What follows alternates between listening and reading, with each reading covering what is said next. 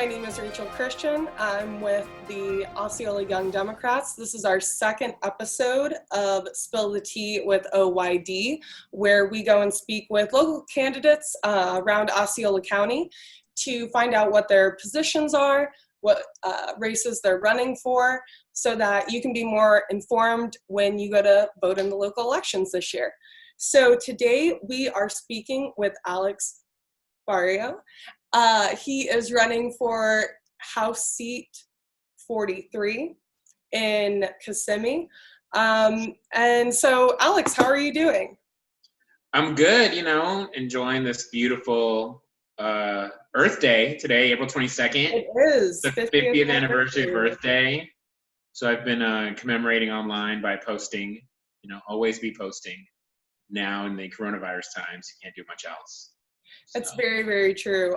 So can you tell us a little bit about, name of the show, Spill the Tea. So what beverage are you drinking today? I'm drinking tea. I actually got this from Taiwan. It was a gift. While I was district director for Congressman Soto, I went on a trip to Taiwan with a bunch of other district directors from around the country and state directors from the Senate. And together we did tours of Taiwan, and on one of the tours they gave us some tea, and I am drinking that tea, and it's very, very fantastic. It's very dark, very strong. And I'm drinking it in my U.S. House of Representatives mug that I got while I was working there. That's perfect. That's awesome. Well, can you tell me a little bit more about the position that you're running for and what exactly that position does? Sure. I'm running for Florida House of Representatives, District 43. There are 120 state House districts in Florida. This district is Kissimmee, Poinciana, and Buenaventura Lakes. As a state representative, the primary goal of the state representative and the state legislature, our primary job is to pass the budget. Essentially, we have this year, it was a $91 billion budget, and my goal as a state representative is to try to fight for the priorities of Osceola County and of the state, which for me means affordable housing funds and teacher pay, making sure teachers are paid what they are earned or what they're earning, what they deserve. And I think now with so many people teaching their kids from home, they realize and appreciate just how hard the job of a teacher really is. And that's the main thing. They also do a lot of policy. For example, I'm pro-choice, and they've passed a lot of laws called TRAP laws, which are targeted restrictions against abortion providers. These laws create arbitrary regulations regarding, the size of a hallway in a clinic, and certain restrictions that are basically intended to shut down abortion providers and abortion clinics. They're happening all over the country. There are certain states where you don't even have an abortion clinic. And so the state makes policies, and as a state representative, I'd be somebody who would be fighting against those policies. On the other hand, you have, they also pass laws regarding discrimination. There's a statewide non-discrimination bill that has not moved for years, protecting sexual orientation and gender identity. Right now, you can be fired for being gay or transgender, or even the way you present your gender. If you dress perhaps too masculine or too feminine for your presenting gender, you can be fired. And so we want to make sure that that law passes. Republicans have, of course, blocked it. DeSantis obviously hates it. And I say obviously because he is a extreme right-wing Republican. There's also other things, certain immigration laws. DeSantis passed a bill through the legislature called SB 168, which required local law enforcement to enforce federal immigration laws and basically act as Trump's deportation force. I would oppose those kinds of legislation as well. But basically, you do a lot. I mean, across the board, whatever your personal most important issue is to you, one way or another, the state directly affects it, and they make policy that directly affects it. Definitely. A kind of a good way to think of it might be, it's what they do on the national level, except they make all the state decisions a lot of times, which impact us even more than some of the decisions they make at the federal level. Now, Now, quick question, Alex, who can vote for you? Where exactly, you went over your district a little bit, but can you just kind of maybe define those boundaries a little bit more? Absolutely. So it is a district that is in the center of Osceola County, basically sort of shaped like a boomerang almost, because it curves through Buenaventura Lakes down into this little area called Campbell, that connects Buenaventura Lakes, the city of Kissimmee, center of Poinciana curve, or the center of Osceola County curving down to Poinciana. So it's a gerrymandered district. For those who don't know, gerrymandering is drawing districts to benefit one party or another. This district was drawn to pack all the Democrats in Kissimmee and Buenaventura Lakes, connecting them through a small strip with all the Democrats in Poinciana in order to create two Republican districts based in Osceola, one of which is District 39, which is Celebration, represented by Republican Josie Tomkow, and the other one, where St. Cloud is, represented currently by Mike LaRosa. This district is strongly Democratic, which means that there is no general election. It's only going to be a primary.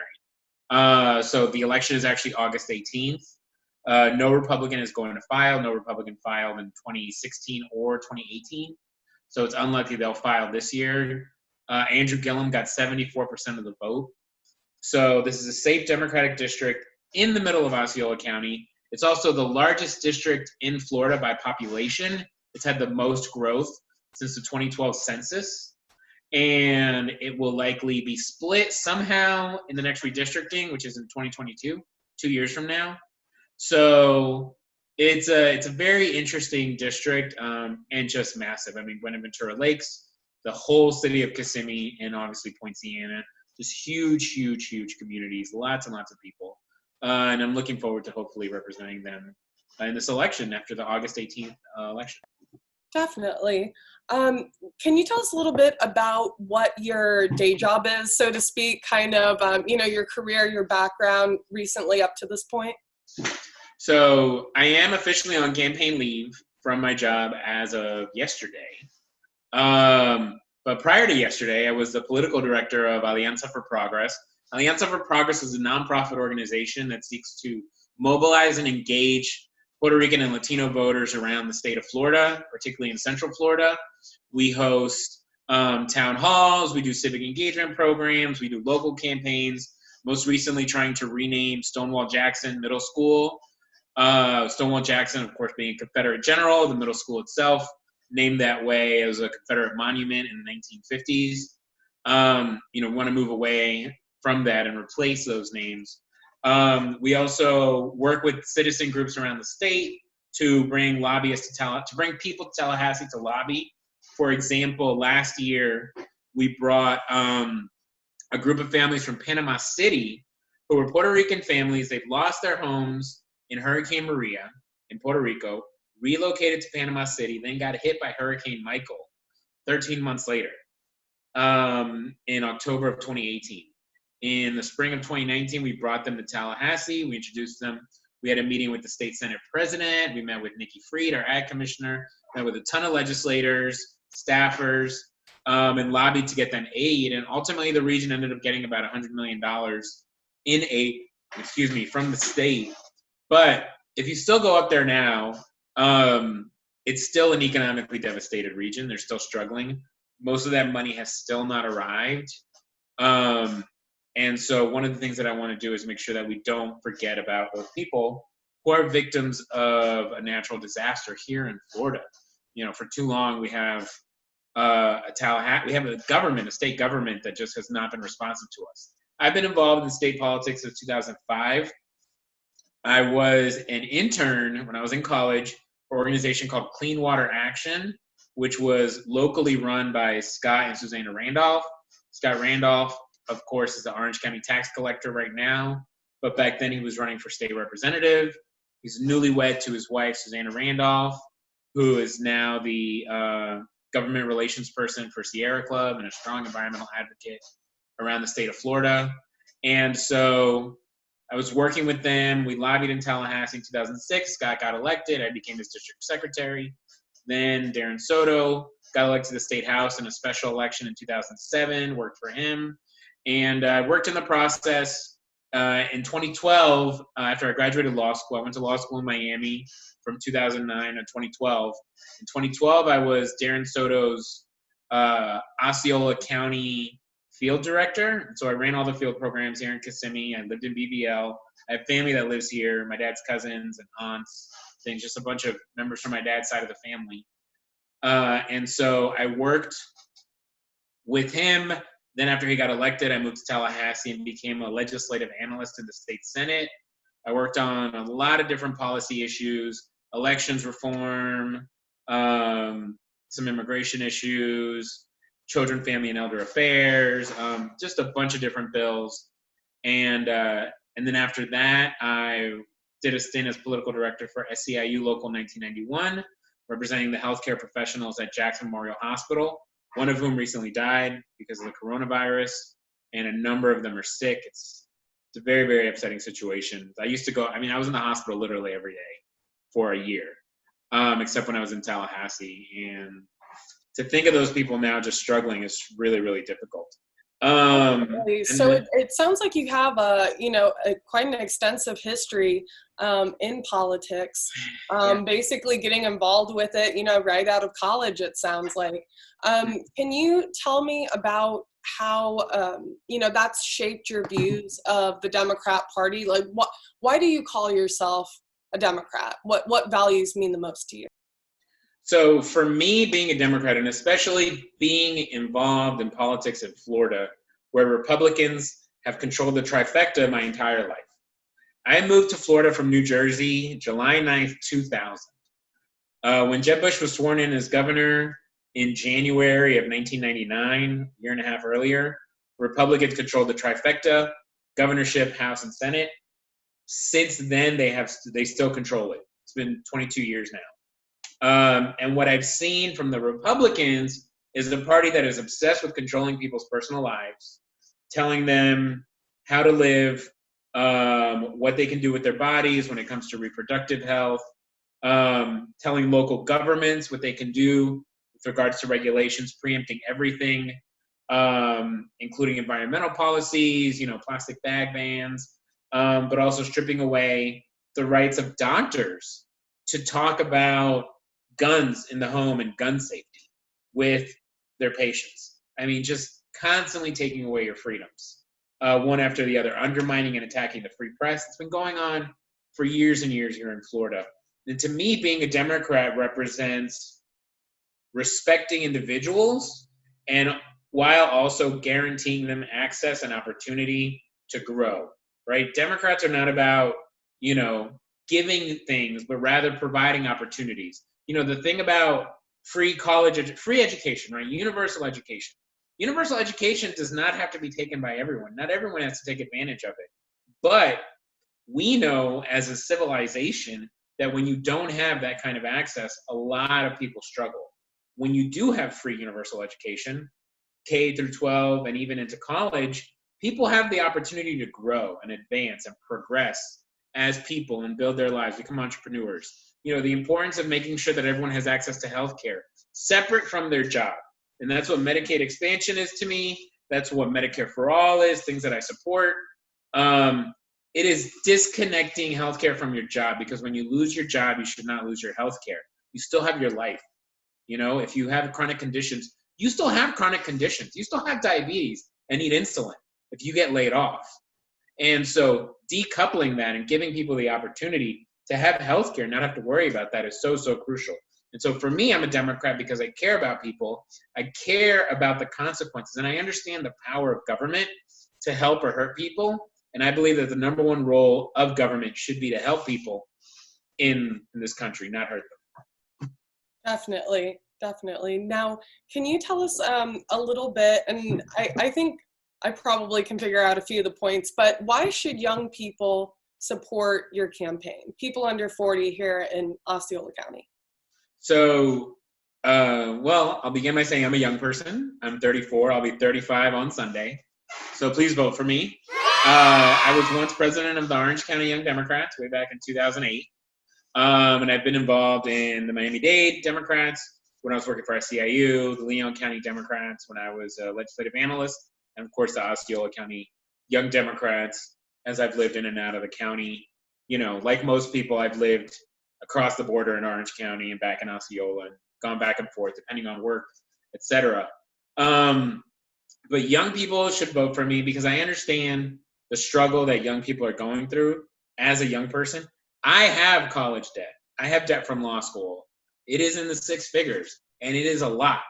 When I graduated law school, my debt was 60% of what it is now. And that growth, even though I've paid hundreds of dollars a month since I graduated in 2012, my interest rate is so high, 7.9%, that my loan has grown by a third, despite my paying tens of thousands of dollars into it. It's a broken system that needs to be fixed. And it starts, you know, loan forgiveness will come from the federal government, but making sure that college is not so expensive is at the state level. The state can do more to make sure that people have access to free community college, free universities, and even free graduate programs. I graduated college in 2008, or in 2007 rather. As we all know, that was the first recession of our adult lives. Though when we think about our lives, okay, I was born in 1985. In 87, the savings and loan scandal, collapse of banking industry, recession. 1991, post-Iraq war with Kuwait, recession that led to Bill Clinton getting elected. Dot-com bubble in 1999, recession. September 11, recession for 2 years. It took 2 years for Central Florida to bounce back and our economy to bounce back after 9/11. 2007, 2008, recession that lasted until 2012. Now, this is the sixth major economic crisis in my lifetime, in our lifetimes. We need new leadership, young leadership that understands that we cannot continue to do this year after year after year. It's unfair that you have a generation of leaderships, which is the baby boomer generation, that is just completely ignoring the problems of the future generations, lumping in with debt, taking all the wealth of this country for itself, keeping it for itself, and not doing enough. We need young leaders that are going to fight for us, for our economy, for our country, for sane and sensible policy that protects us and represents us and makes it so that we can own a home. I can't own a home right now, but I want to. I don't have a family, but I would love to have a family, and I want to have it at a time when I know that, like my parents' and grandparents' generation, there's financial security involved. The government used to guarantee that, and it can again, and I want to fight for that. Definitely. One of the positions, kind of to your point, that you've been really passionate and vocal about is affordable housing. How exactly will your position help fix that issue if you're elected?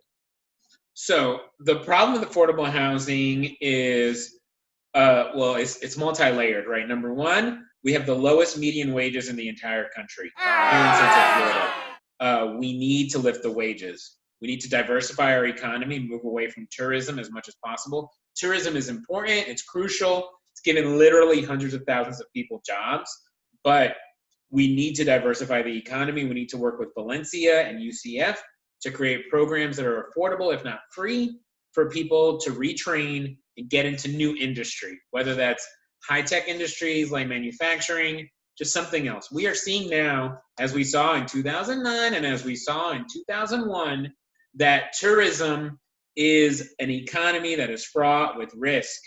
Anytime some sort of crisis happens, we're screwed. Right now, I read today that 95% of airline business has disappeared. The airline industry is 95% smaller. Like, they've lost 95% of their business compared to this point last year. When you think about the theme parks that are closed, how many furloughed workers there are, 100,000 at Disney alone. Multiply that to the hotels, the resorts, Universal Studios, SeaWorld. We need to diversify the economy and make sure that people are paid more. So that's one way to address affordable housing. Number two is inventory. We are a place that has a housing shortage. We're not building enough affordable housing and apartments.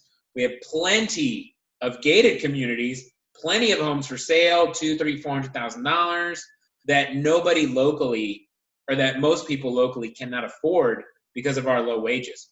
We need to incentivize building of apartments, building of townhouses, building of duplexes, smaller, more affordable housing for people who work in the tourism industry or people who are transitioning out to a higher paid industry that they can afford, build some wealth, and grow. So we need to build those. I myself live in a duplex. And, I don't need much more than this right now. And so, we need to work on building those housing units. And so it's a matter of wages. It's a problem of inventory. So I want to raise the wage, diversify our economy. I want to make sure that we're building more units and incentivizing local governments to do that. The Affordable Housing Trust Fund in Florida, we have an Affordable Housing Trust Fund. It's a sales tax on home sales. It's called the documentary stamp tax. Collects hundreds of millions of dollars in revenue a year. Every year since 2007, I believe, except for this year, it was rated and used to pay for other things. This year, that funding was there, millions of dollars pouring into the counties to incentivize the construction of affordable housing units. But now with the economic crisis, my worry is that money will get rated again and we won't have the subsidies we need to build affordable housing units. So, but essentially, diversify and grow the economy, work on inventory, and fully fund affordable housing programs so that everybody can have a place they can call their own. Yeah, it's really interesting that you brought that up, Alex. What you're referring to is the Skidowski Fund, and it's been established for, I think, over 20 years. And like you said, it collects a certain percentage of the tax. But yeah, this year was the first year it hadn't been rated by the state legislature for other projects. Is there any way to know, when those funds will actually be allocated, or does the governor still have the power to put that money towards the coronavirus crisis? So because of the economic crisis, so the budget was passed in March, but it doesn't kick in until July 1st. The budget is based on projections, and the budget year itself is July 1st to June 30th. Or in some cases, in some parts of the budget, October 1st to September 30th. However, the budget is based on projections of tax collections. Most of our tax collections are sales taxes and tourist taxes in Tallahassee. That's where most of our state budget comes from. Because of the collapse of tourism, in the next few weeks, at the beginning of May, the state is going to release new budget projections that will show a shortfall because we haven't had tourism, because retail has completely collapsed in Florida, et cetera. And so the budget, which was over $91 billion this year, projected from July 1st on next year, is going to be much shorter. What this means is that at some time in June, there will probably be a special session. If I had to guess, it would be the week of June 8th, because that's the week of qualifying for candidates, where you have to send your paperwork to Tallahassee. And so it'll just be convenient for the legislature. But probably in those first couple weeks of June, there will have to be a special session to revise the budget. The governor and the legislature cannot, the governor, the president of the Senate, the speaker of the House, they cannot do it themselves. They have to actually negotiate and pass a new budget based on the new budget projections. I think it's going to happen in the first few weeks of June, if not sooner. And that budget and the special session, it would not surprise me if it lasted through the entire month of June, down to the wire, down to the first day of the new fiscal year on July 1st. So that's when the change is going to come, and look for it. Definitely. It'll be very interesting to see how the, state decides to go and possibly reallocate, millions, if not billions of dollars to help handle this crisis. Obviously, it's the thing everybody's talking about, a thing we can't avoid, the coronavirus. There's so many different aspects of this subject. What do you think is the most pressing one facing our community? The biggest issue is testing. Frankly, if we are not testing at scale, seeing who is testing positive and quarantining the people who are tested positive, then we are not going to be able to address the crisis. The fact is, people can be asymptomatic for the first 5 days before getting sick, or as long as 6 to 8 weeks. And during that whole time, they can be contagious. They can infect people. And so until we have massive, widespread, easily available testing, we're not going to be able to address any of the other issues, which is treating people who get sick, and opening up the economy again. You know, unless people feel secure and confident about going out and shopping, they feel confident that they do these things, that they go to the movies, go to restaurants, go to bars without getting sick, they're just not going to do it. The president, the governor can say whatever they want, create as many task force about reopening the economy, but people aren't going to go out until they know that the risk is extremely low. And the only way they're going to know that is if we have mass, widespread, easily available testing. Definitely. Kind of on the same vein of this, coronavirus has impacted nearly every aspect of our daily lives. How is it impacting your campaign? How are you able to still connect with voters when you can't physically see them? So I'm a big grassroots campaign person, and a lot of that means canvassing, going door to door. I was going door to door up until March 14th. Was my last day talking to voters. You know, we ended up knocking over 3,000 doors in the last few months. But we're not able to do that right now. There's a stay-at-home order. People are scared. They're not going to answer the door for a stranger. So I have volunteers phone banking. I myself have been calling voters. I've been texting voters. I have a list of phone numbers through Vote Builder. I've been texting every voter that I can. I've also been involved in local groups and apps, using apps like Nextdoor, obviously Facebook and Twitter. I have twice weekly Facebook Lives every Tuesday and Friday at 5, where I talk about the latest issues of the week. Emailing the list regularly, checking in on people, making sure that resources are out there. Whenever I've had the opportunity to volunteer, I've done it. A couple weekends ago, I volunteered with a church in Orlando to distribute food. And as those opportunities arrive, I'll continue to do it again. Giving blood, I'm O negative, which is the true universal donor. And I've been giving blood regularly for years now. And so, donating blood. So talking to voters there at the blood bank over on John Young, basically finding any way I can get out of the house in a safe way to talk to people, and then digitally doing digital outreach. Lots of Facebook ads, asking people to sign my digital petition to qualify. There's a lot of things you can do without talking to voters in person at the doors or at events, but it's definitely limited, and it's definitely been very, very hard. But I mean, I'm working at it 8, 10, 12 hours a day now, just trying, sending letters to people, like literally handwriting notes, thank you notes to people who signed my petition. Man, it's a lot. So it's interesting. Definitely. I think snail mail is going to get just ever so much popular with coronavirus. I think I sent like 5 or 6 cards last week just because I was like, what else are people looking forward to other than checking the mail? There's some of the letters I was working on today. Yesterday I sent out 40. This morning, actually, tomorrow morning, I got 52 letters.